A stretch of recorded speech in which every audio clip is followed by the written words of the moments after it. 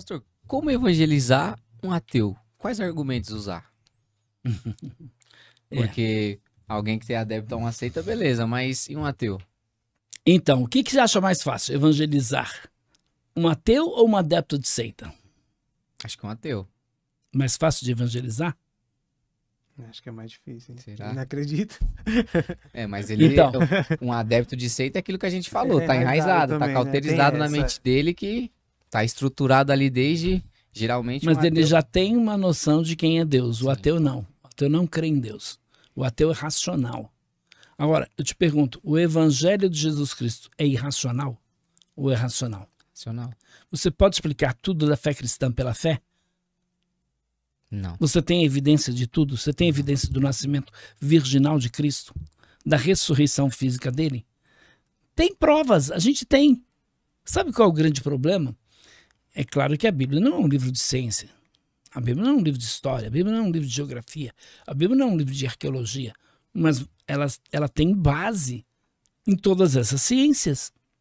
Então, o grande argumento com um ateu é, em primeiro lugar, por que você não crê em Deus? Porque ele não existe. Você pode provar que ele não existe? Essa é a pergunta que a gente tem que fazer. Você pode provar que ele não existe? O fato de você falar que ele não existe já é prova da existência dele. Porque senão a gente não estaria discutindo isso aqui. Nem você estaria discutindo isso. Agora, vamos aos fatos. Jesus é um personagem histórico? Ou é ficção? Ou é um conto de fadas? Histórico. Ou é um conto de religiosos? Então Jesus é um personagem histórico. Começamos por aí. Ele viveu, morreu, ressuscitou. Temos provas? Temos provas. Então, até eu conheço um escritor chamado Josh McDowell, que eu tive o privilégio de almoçar com ele. O Josh McDowell escreveu o livro Evidências que Exigem um Veredito, volume 1 e volume 2. Nesses livros, o Josh McDowell prova por A mais B que o cristianismo tem evidências. Que a fé cristã não é uma fé sincrética, não é uma fé superficial. É uma fé abalizada. Então Jesus é um personagem histórico. Você pode provar que Jesus existiu independente da Bíblia. Então, quem era ele? E a Bíblia? Por que você não crê na Bíblia? Ah, porque o papel aceita tudo. Peraí, você vai invalidar a tua identidade? Você vai invalidar o teu passaporte? Você vai invalidar a tua certidão de nascimento? Não é um documento que prova a tua existência? Então, a Bíblia também é um documento. Aí você tem bases, você tem provas internas e provas externas. Então, este livro é verdadeiro. Por quê? Porque a gente pode provar pela história, a gente pode provar pela arqueologia. Você tem argumentos internos e argumentos externos para provar que este livro é verdadeiro. Então você provou que este livro é verdadeiro, você acabou com o castelo de areia do ateu. É por aí que você tem que começar a evangelizar o ateu, provando para ele que a Bíblia é um livro verdadeiro.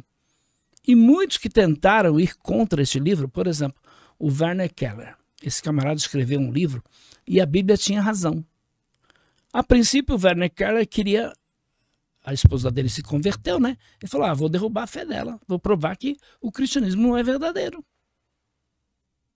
Aí o que aconteceu? Ele certificou de muitas verdades aqui.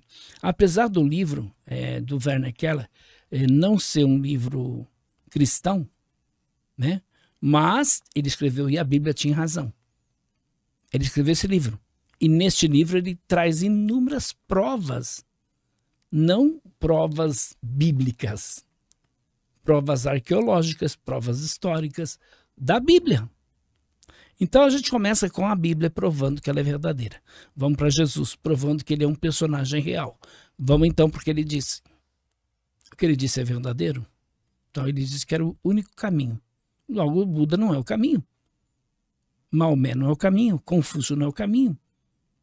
Então, se Jesus disse que era o caminho e 12 homens morreram por causa disso, e depois, quantos mais têm morrido por causa dessa verdade? Então, a gente pode provar que o cristianismo é verdadeiro. Tem fatos históricos. Tem como provarmos isso. só a pessoa que não quer ver. Na realidade, o ateísmo nada mais é do que uma fuga de Deus. Então, quando a pessoa diz assim, eu sou ateu, sabe o que ele está fazendo? Ele está tentando fugir de Deus. Porque não existe ateu. O que existem são agnósticos. Os agnósticos é pessoas que pensam assim, eu não creio que Deus existe, mas se ele existir, eu não estou nem aí.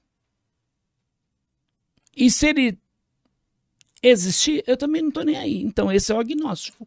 É o que a maioria das pessoas que se dizem ateu são. O camarada, para dizer que é ateu, ele tem que provar por A mais B que Deus não existe. Ele consegue fazer isso?